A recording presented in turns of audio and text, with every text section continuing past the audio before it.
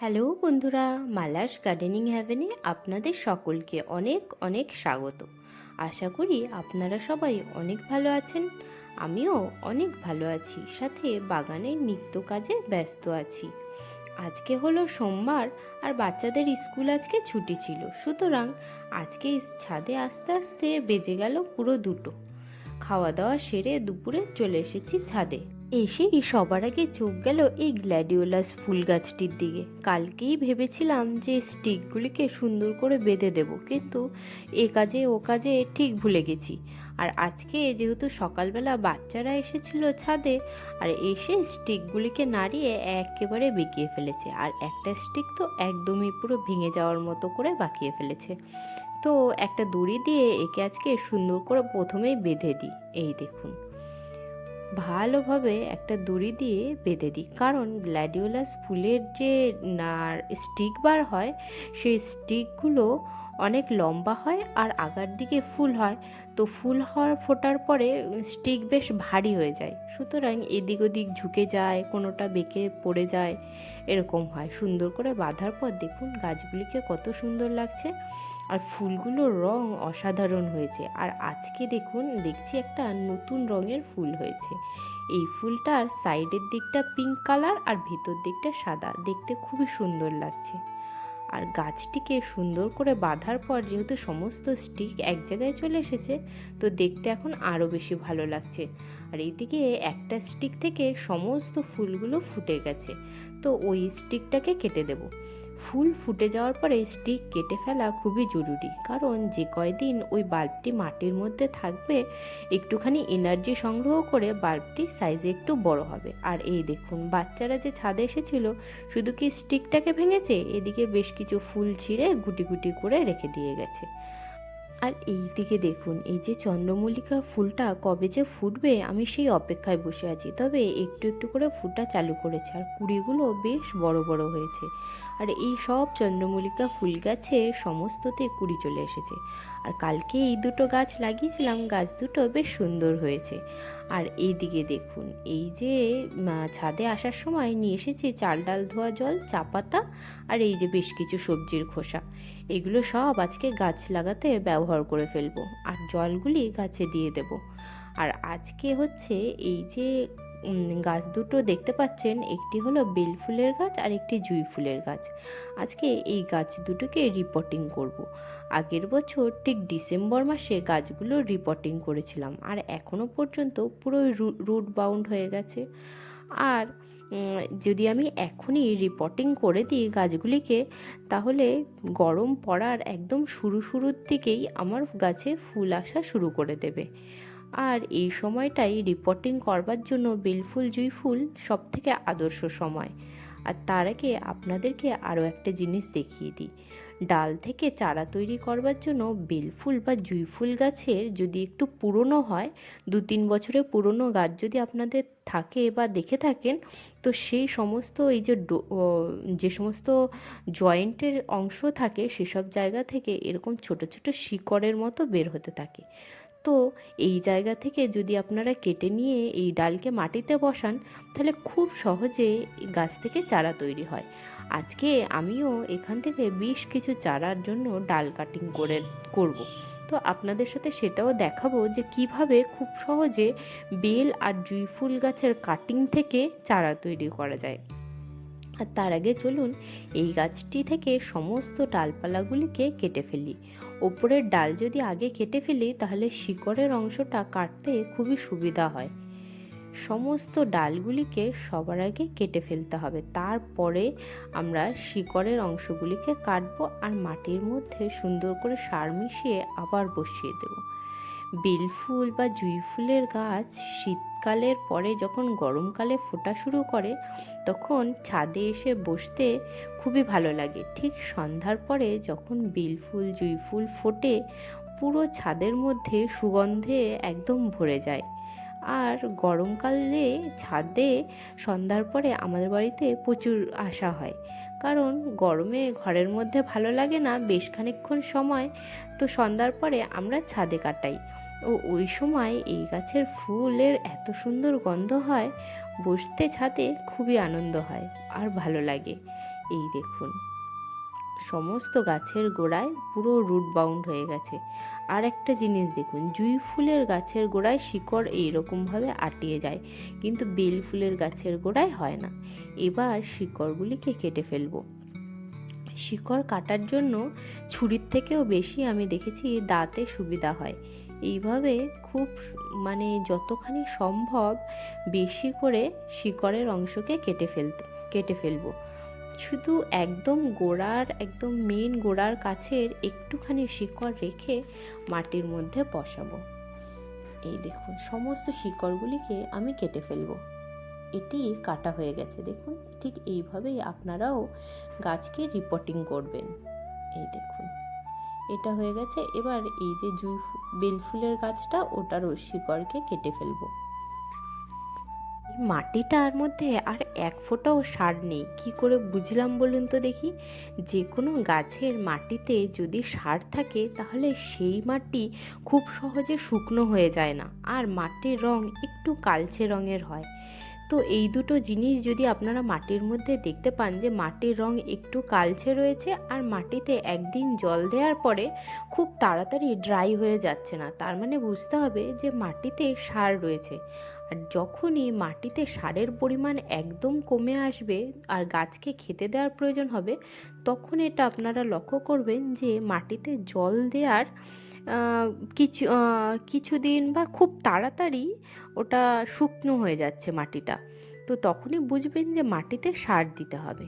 আর এই দিকে দেখুন এইগুলো জুঁই ফুল গাছের ডাল কাটিং করেছি, আর এই পাশে বেল ফুল গাছের। এবার আমাকে মাটি তৈরি করে নিতে হবে। তার জন্য আগের দিন যে গাছ কাটিং করে যে সমস্ত মাটিগুলো বেরিয়েছিল ওর মধ্যেই বেশ খানিকটা গোবর সার আর কোকোপিট নিয়ে নিচ্ছি। এই গোবর সার আর কোকোপিট মাটির মধ্যে মিশিয়ে নিয়ে গাছ লাগাবো। আর এই দিকে দেখুন এই যে পুরনো গামলা আর এই টবটা ছিল, এর মধ্যেই ওই গাছ দুটিকে লাগাবো। সুতরাং নিচে বেশ খানিকটা দিয়ে দিচ্ছি কাগজ। বাচ্চাদের স্কুলের বই খাতা পুরনো যাই থাকে আমি এইভাবে টবের নিচে ব্যবহার করি। এগুলি আস্তে আস্তে ডিকম্পোজ হয়ে কার্বন হয়ে যাবে, আর যে কদিন ডিকম্পোজ না হবে মাটির মধ্যে ভালোভাবে ময়েশ্চার লক করবে। প্রথমে ড্রেনেজ হোলের মধ্যে একটা কাগজ দিয়ে বন্ধ করে দিয়েছি। তারপরে এই যে কাগজের টুকরো টুকরো করে বেশ খানিকটা দিয়ে তার উপরে এইভাবে সবজির খোসাগুলো দিয়ে দেব। এই সবজির খোসাগুলো আস্তে আস্তে ডিকম্পোজ হবে, মাটির মধ্যে সার তৈরি করবে। অনেক সময় কিচেন কম্পোস্ট আমাদের পক্ষে তৈরি করে দেওয়া সম্ভব হয় না, সুতরাং এইভাবে ডাইরেক্টলি যে কোনো পটের মধ্যে যখন আপনারা গাছ রিপোর্টিং করবেন সবজির খোসা ব্যবহার করতে পারেন। এই দেখুন এবার এই যে গাছের গোড়াটিকে বসিয়ে দিলাম, এবার এর মধ্যে মাটি দিয়ে ভরে দেব। উপর পর্যন্ত মাটি দিয়ে দেব ভালো করে। মাটিটার মধ্যে যেহেতু গোবর সার মিশিয়ে দিয়েছি, মাটিটার মধ্যে এখন ভালোই খাবার পাবে গাছটা, আর বেশ কিছু দিনেই নতুন ডালপালা গজিয়ে পুরো সবুজ হয়ে যাবে। আর ঠিক গরম পড়তে না পড়তেই এই গাছগুলোতেই ফুল ফোটা শুরু হয়ে যাবে। তো ডিসেম্বর মাস নাগাদ যদি আপনারা গাছের রিপোর্টিং করেন তাহলে আমি দেখেছি ফুল আসতে খুবই তাড়াতাড়ি ফুল চলে আসে গরমের শুরুর দিকে।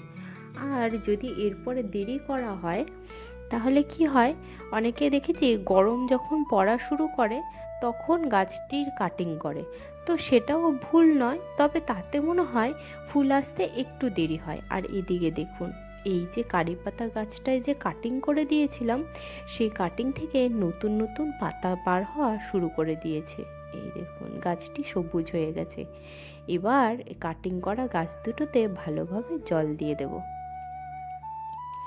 প্রথমবারের জলটা একটু বেশি বেশি করেই দিতে হয়, তারপরে যখন মাটি শুকিয়ে যায় তখন আবার জল দিতে হয়। এই দেখুন ভালোভাবে জল দিয়ে দিয়েছি গাছ দুটোতে। এবার হচ্ছে এই যে ডালগুলো আমরা কাটলাম সেখান থেকেই আমি বেশ কিছু চারা তৈরি করব। আমার ছাদ বাগানে অনেকগুলি বেল আর জুঁই ফুলের গাছ আছে, কিন্তু তবুও আমি প্রত্যেক বছরই এই যে ডালগুলো আছে ফেলে না দিয়ে বেশ কিছু চারা তৈরি করি, আর সেগুলো আমাদের আশেপাশের বাড়ির যে সমস্ত যারা চায় বা যাদের দরকার তাদেরকে দিয়ে দিই। গাছ লাগিয়ে আমরা পরিবেশকে দূষণমুক্ত রাখি। এবার আমি একা গাছ লাগালে তো আর চলবে না, আমাদেরকে সবাইকে সাথে নিয়ে চলতে হবে। তো যেহেতু আমার কাছে এই গাছটা আছে আর আমি খুব সহজে চারা তৈরি করতে পারি, তো প্রত্যেক বছরই আমি চারা তৈরি করি আর আশেপাশে লোকজনকে জিজ্ঞাসা করে যদি তাদের দরকার হয় দিয়ে দিই। তো এইভাবেই আমি প্রত্যেক বছর করে থাকি। এবারে ওই দেখুন, যে কোনো ডালকে এইভাবেই তৈরি করে নিতে হয়। উপরের দিকে সমস্ত ছোট ডালপালাগুলোকে কেটে দেব আর যতখানি সম্ভব পাতাগুলোকেও কেটে ফেলবো। আর এই দেখুন, বেলফুল গাছের সমস্ত ডালগুলিকে কেটে রেডি করে নিয়েছি। ঠিক একইভাবে এই জুঁই ফুল গাছেরও ডালকে কেটে রেডি করব। এই দেখুন, আপনাদের সাথে জুঁই ফুল গাছের ডালও কিভাবে আপনারা কাটিং রেডি করবেন একটা দেখিয়ে দিই। এই দেখুন, ওপরের ডগার দিকে বেশ খানিকটা পাতা আর সবুজ অংশগুলিকে কেটে দেব, আর একটু ব্রাউন যেগুলো একদম খয়েরি কালারের সেইটুকু জায়গাকে রাখবো। আর একটা অযথা অনেক বড় কাটিং নেব না, আবার একদম ছোটও না, একটা পেন্সিলের সাইজের মতো কাটিং তৈরি করব। আর এই কাটিংগুলোকে বসাবার জন্য এই দুটো জিনিস আমি জোগাড় করেছি। এটা হচ্ছে 5 কেজি চালের ব্যাগ, এটা থেকে একটা গ্রো ব্যাগ তৈরি করব। আর এই যে প্লাস্টিকটা, এর মধ্যে কিছুটা বসাবো। আর এই দিকে দেখুন, ওই যে মাটিটার মধ্যে গোবর সার মিশিয়ে ফেলে রেখেছিলাম, সেই মাটিটার সাথে বেশ খানিকটা বালি মিশিয়ে নেব।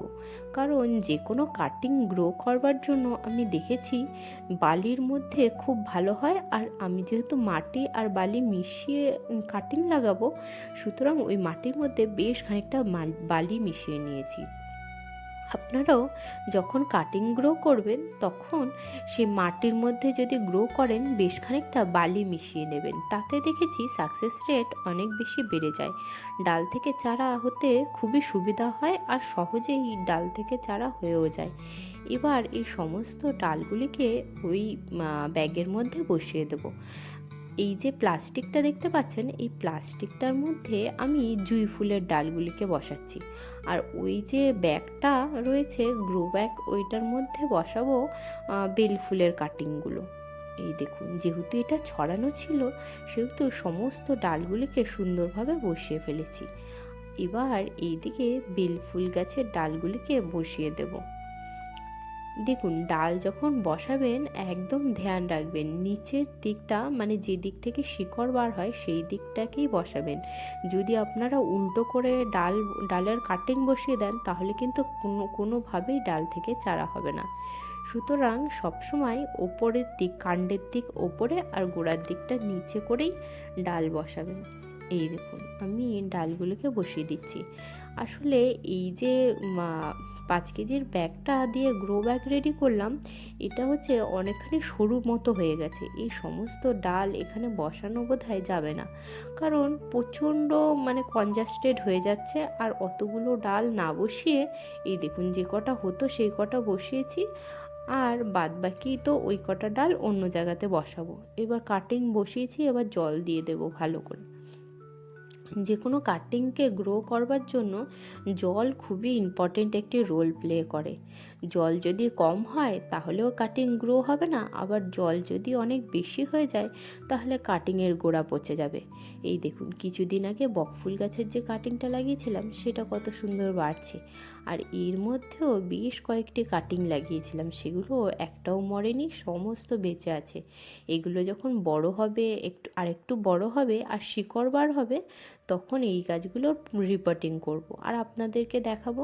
তার জন্য আপনাদেরকে আমার চ্যানেলটা সাবস্ক্রাইব করে আমার পাশে থাকতে হবে।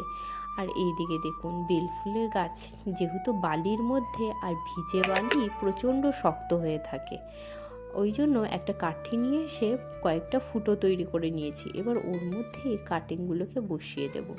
এই দেখুন, সমস্ত ফুটোর মধ্যে কাটিংগুলো বসিয়ে দিয়েছি। আর এবার দিয়ে দিলাম জল। যে আলগা হয়ে গেছিলো যে বালিটা, সেগুলো সব কাটিংয়ের গায়ে লেগে থাকবে আর কাটিং নড়াচড়া করবে না, সোজা হয়ে বসে থাকবে। আর এই দিকে দেখুন, বেশ কিছু কাটিং রেডি করেছিলাম যেগুলো, সেগুলো আস্তে আস্তে তৈরি হয়ে যাচ্ছে। এগুলোরও রিপোর্টিং আমাকে এবার আস্তে আস্তে করতে হবে। আর এই আম গাছটাকেও বসাবো। আর এদিকে জবা ফুল গাছের বেশ কিছু কাটিং, আর এদিকে একটি পাতাবাহারি গাছেরও কাটিং রয়েছে। সবই বেঁচে আছে, আস্তে আস্তে রিপোর্টিং করব, আপনাদের সাথে শেয়ার করব। আর আজকের মতন এইটুকুই, দেখা হচ্ছে আবার কাল একটি নতুন ভিডিওতে। আপনারা সবাই ভালো থাকবেন, সুস্থ থাকবেন। আজকের মতন টাটা বন্ধুরা।